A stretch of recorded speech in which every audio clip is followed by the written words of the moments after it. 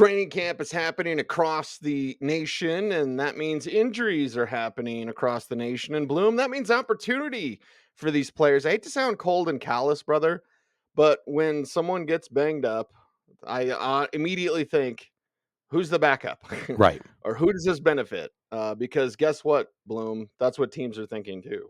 Yeah, I think that when we say you can't lose your job due to injury, that's not entirely true because injuries give opportunities, and once a player proves that they can play and they can benefit the team, we can look at this Brock Purdy situation, then it can change teams' plans. So a lot of things are still up in the air, and I think that's the main thing people need to be taking away from training camp is teams are looking at what they have. They're assessing what they have, and there are things in the process, not necessarily being decided. Because, see, I think if we say it's being decided, that implies, and maybe in bad organizations, it is being decided. It's based on the thoughts or perceptions of the coaches or the decision makers. But I think it's being determined. It's being determined by how players are performing on the practice field and how they're fitting in the system. Right. And well, it is a Broncos show. We're going to start with what happened again. First day of pads on Monday, and Tim Patrick goes down with an Achilles injury. And I know a lot of Broncos fans that had a gut punch, Bloom. But I was thinking, okay, run heavy team, third receiver, fantasy wise, not going to make much of an impact. There's a ton of wide receiver talent on this roster behind Tim Patrick. Guys like Brandon Johnson, guys like second round rookie Marvin Mims Jr. will compete for more snaps. But one thing is clear, this is not an injury note, but this is clear. Jerry Jeudy's ADP is way too low. He's going to get fed. He's the target monster on a run heavy team. There's one guy who is the favorite, and it's clearly Jerry Jeudy. So miss Tim Patrick, miss his dog mentality. But as far as fantasy production, there wasn't going to be much there anyway. Yeah, I think, see, if we were looking at, I can't remember who it was that put out there that the Tim Patrick injury didn't really change their projections too much. It shouldn't change your projections too much. We weren't No. projecting Tim Patrick to have a big role in this passing game. It may give Marvin Mims more opportunities. We're going to watch Marquez Callaway, his familiarity with Sean Payton's system. Maybe he gets some more opportunities. Maybe they try out more two tight end sets because you have Adam Troutman, another guy who's familiar with Peyton's system, more of a blocking tight end. And then you have Greg Dulcich. You have Albert Okwuegbunam. Maybe these athletic pass-catching tight ends, there's more room for two tight end sets.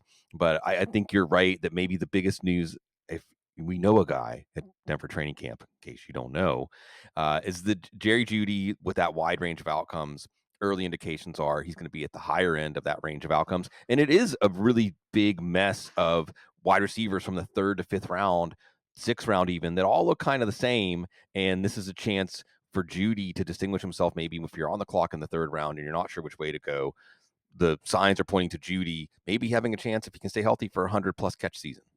Yeah, again, not the show will do. And only a few days into training camp, Greg Dulcich is not having a good camp at all. Like zero. Not even when before pads came on. He was not having a good camp whatsoever. We'll keep you abreast of that situation.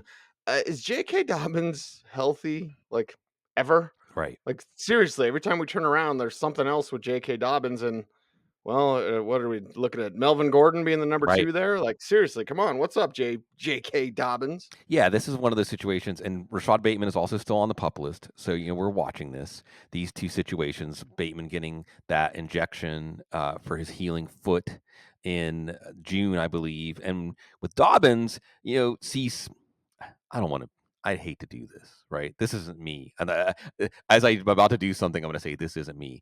But we've been talking about exploitative. Anyone? Hashtag exploitative. Cease, when did Mm, we introduce that on this show? Like month, uh, 2 months ago?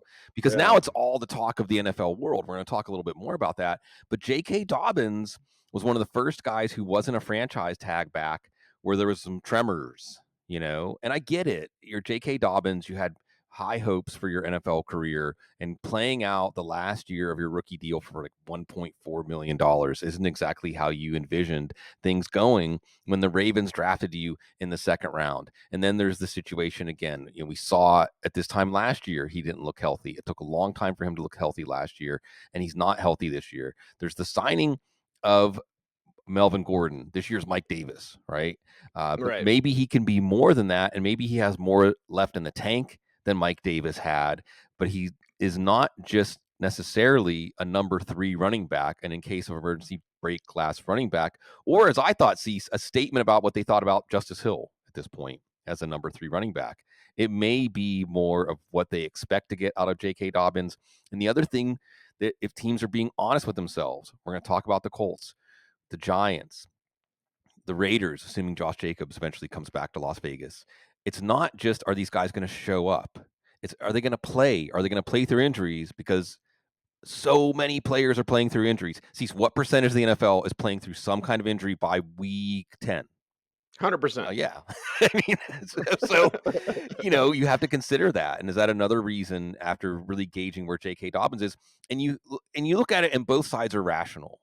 Okay. This is a harsh world. May you live long enough to see that the world is wicked at its core, the world of people, at least, or the current world of people, the modern world of people, that it's rational on both sides.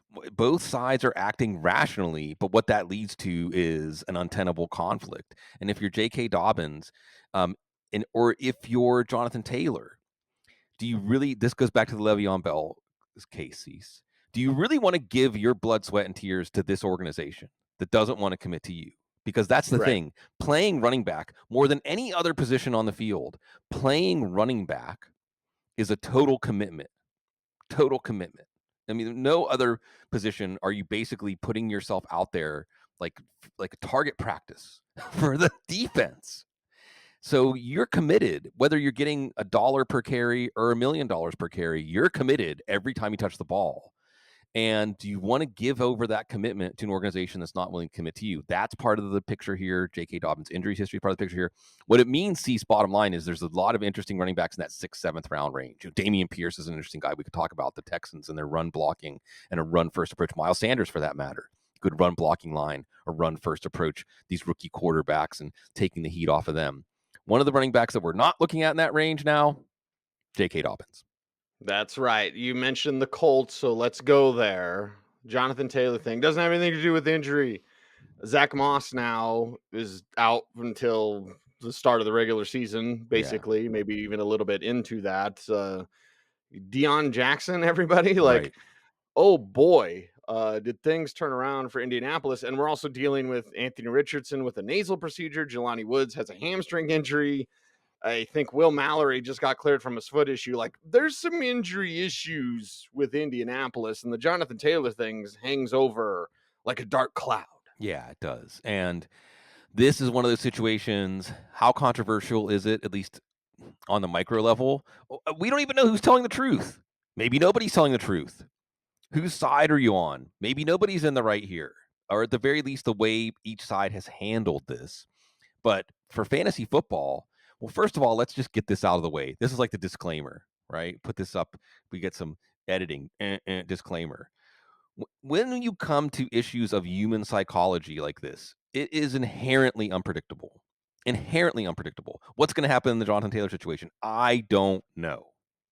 I don't know. And anybody who claims to know is like we all are, honestly. They're fake fortune tellers. We're pretending we can predict the future because there is not just 2 binary possibilities here. It isn't just he's going to play 17 games or attempt to play 17 games at full exertion so that he can convince the next team that's going to sign him to give him a market level deal for a running back, whatever that is in 2024. Or on the other hand, he's going to pull Le'Veon Bell and just say, I'm not going to play this year. I'm going to assume that when this relationship is this fractured, you could tag me, you could do these things, but you're not going to because you're really ready to move on. There's so many other possibilities in between there. There's so many other possibilities. And almost none of them, except maybe, I don't know, a team that has a good running game losing their starting running back and Taylor getting traded there. Almost none of them are good for Taylor's fantasy stock in comparison to our expectations, say, 2 months ago. So I Right. think that you just have to back off and be cautious. How cautious? Do you drop him to the 2nd round? Do you drop him to the 3rd round? I think it depends on the scoring system. I think it depends on a team build. I think it depends on the type of contest. Obviously, if you're looking at Jonathan Taylor in the 3rd round right now of a high stakes draft where you need to stand out among thousands of teams to win the big prize, okay, that makes more sense. That makes more sense. In your home league, maybe not as much. But we are now officially into uncharted territory. Taylor's going to be there. Is he going to play through injuries? Is he going to invent injuries? Is he going to be put on the NFI list? That's the other development in this situation. Is it was leaked. They didn't actually put him on the NFI list. They just leaked.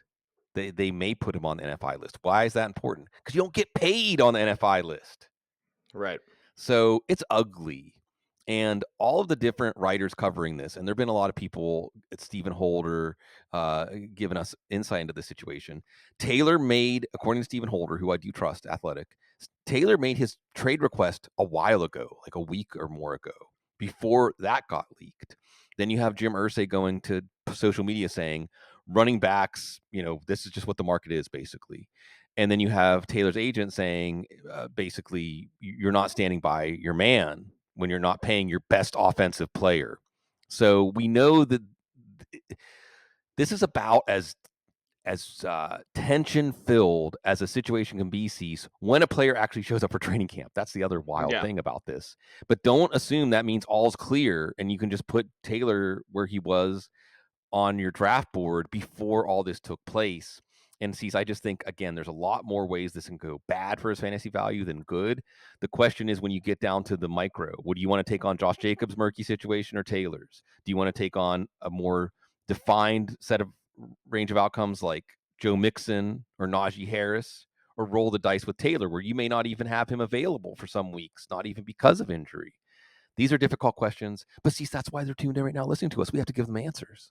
Yeah, we got to give him something anyway. I'll give you this. It's why ownership matters. Colts are poorly run organization, and well, here you go. Like Jonathan Taylor's supposed to be everything to that team, and Jim Irsay's out there with the whiskey burps, tweeting, making Jonathan Taylor himself go to social media and say, "I don't have a back problem." Right.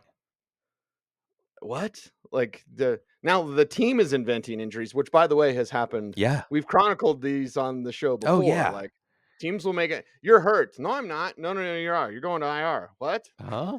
That's news to me. Yeah. Yeah, see, I think if there's a bottom line that listeners should take away from this, and I think we've conveyed this over the many, many years that we've done this show, it's beautiful. It's good to be back, baby. Training camp's on.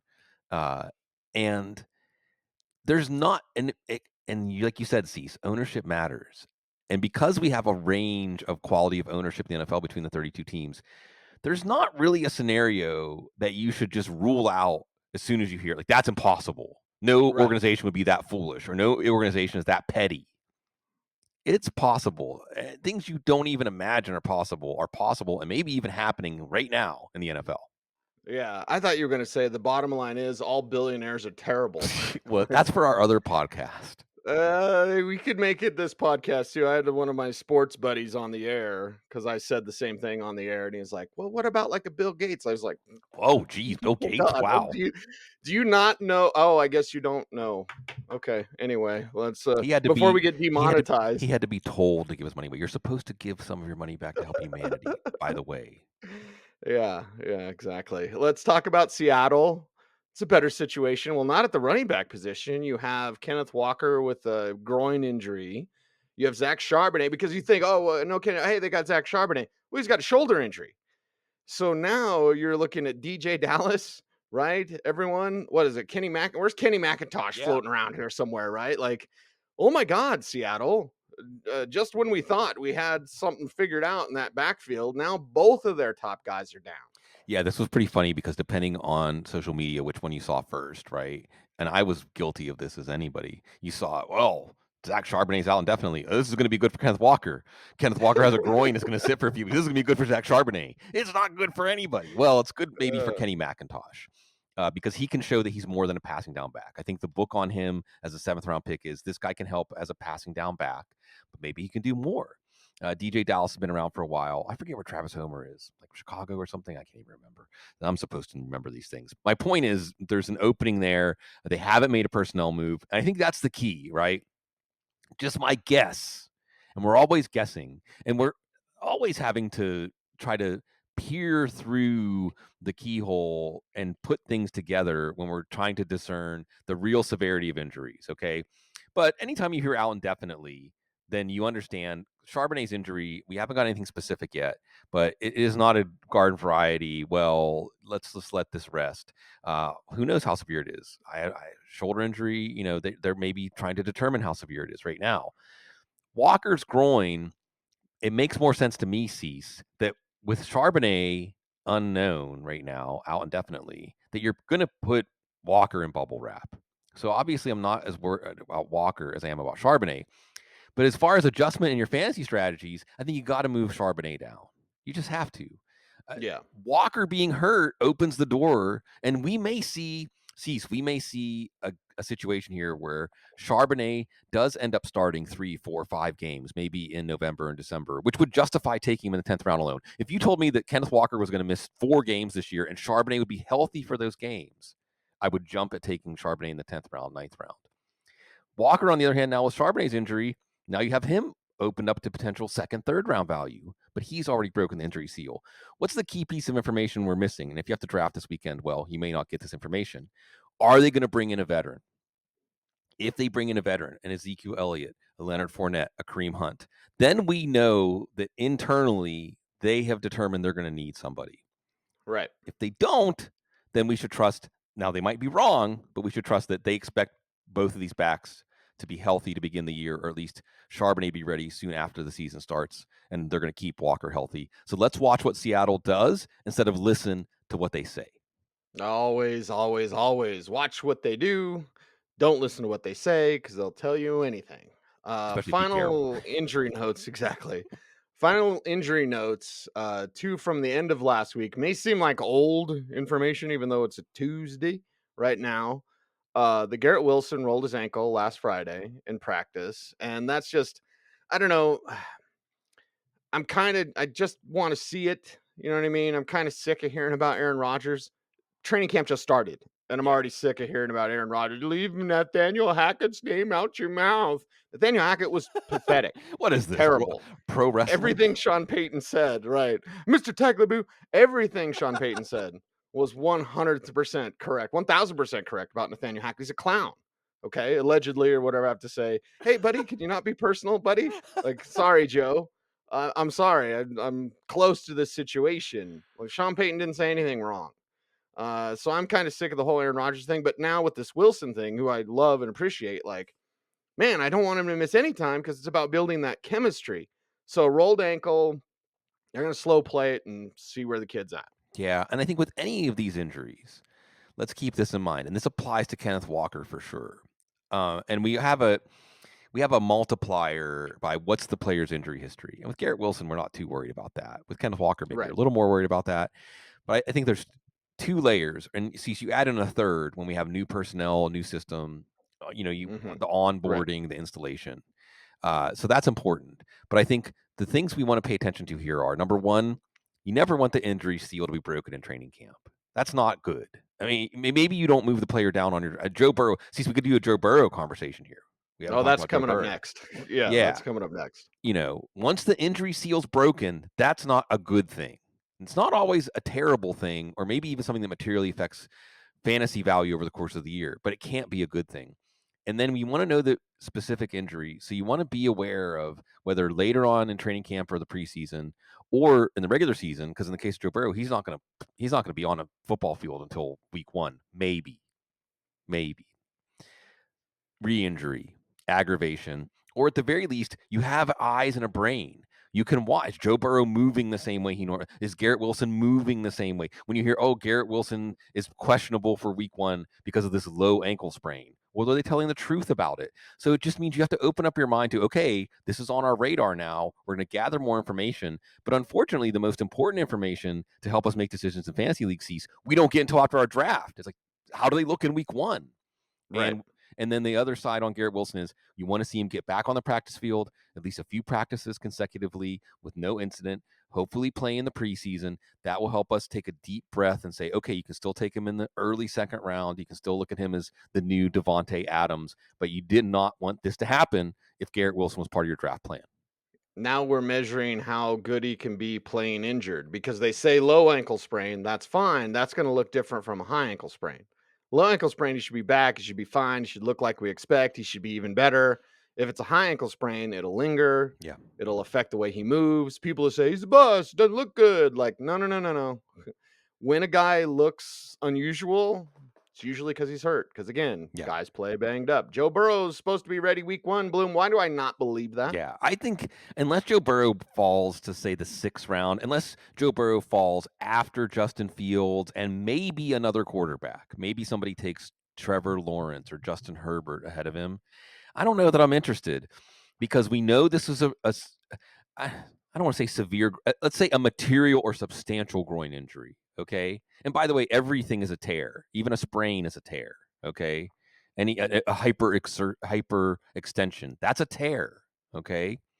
So is he going to move the same? Is he going to be able to evade uh, pressure? Is he going to be able to negotiate the pocket the same? He was a good fantasy football quarterback last year, the clear quarterback 4, well ahead of the pack. But hey, if you look at Justin Fields' stats from about week 6 when Justin Fields, the light bulb came on for him, at least as a runner, he was about the same as Burrow's over the course of the entire year stats. So now that Burrow's hurt, I don't know how you could take Burrow over Fields. Now you get into the other ascending quarterbacks. Again, Justin Herbert has Kellen Moore, Trevor Lawrence, year 2. Calvin Ridley looks like good old Calvin Ridley. Even a Deshaun Watson, who should be a lot better. Is there a clear argument? See, I'll say this as part of this injury discussion. That's our theme today. I have often considered rolling out there a very simple draft strategy. Sometimes the best ideas are the simplest ideas, right? Just don't take anybody who was hurt in the preseason in camp. Just don't. Not every single camp and preseason injury is going to be ominous and mean like, oh, it's a lost season for this player, or they're going to miss time, or it's going to come up again or affect them during the season. But enough of them are, and you can see it coming. We're talking about it right now. This is not a secret. Maybe just don't take anybody who's hurt in camp in the preseason and see how that goes. Well, don't do that, but did I say do listen to the Audible, watch our YouTube channel here for Football Guys, check out our Football Guys free daily newsletter. It's available at footballguys.com. It's free. And you've got a life we don't. You want to keep track of. I left out a bunch of injuries, Bloom. Yeah. You know this because you cover the wire with me. So like we're covering the news every day. Me, Sigmund, Joe Bryant, sending you the hot news you need to know right to your inbox. You want to stay up to date. The best way possible is with our Football Guys daily newsletter. It's available at footballguys.com. You want to support the show? Appreciate you all for that. Make sure that you check out footballguys.com. Subscribe to footballguys.com. That's the best way to support the show. And we appreciate your business because we're your friends. We're your guide. Let's go kick some ass and take some names in fantasy football. He's Sigmund Bloom. Follow him on X. Somewhere. At Sigmund Bloom. I am at Cecil Lammey. The show is at The Audible. We appreciate you all. Be safe, be kind. Know that you are appreciated. Stay tuned. Would you please stay frosty?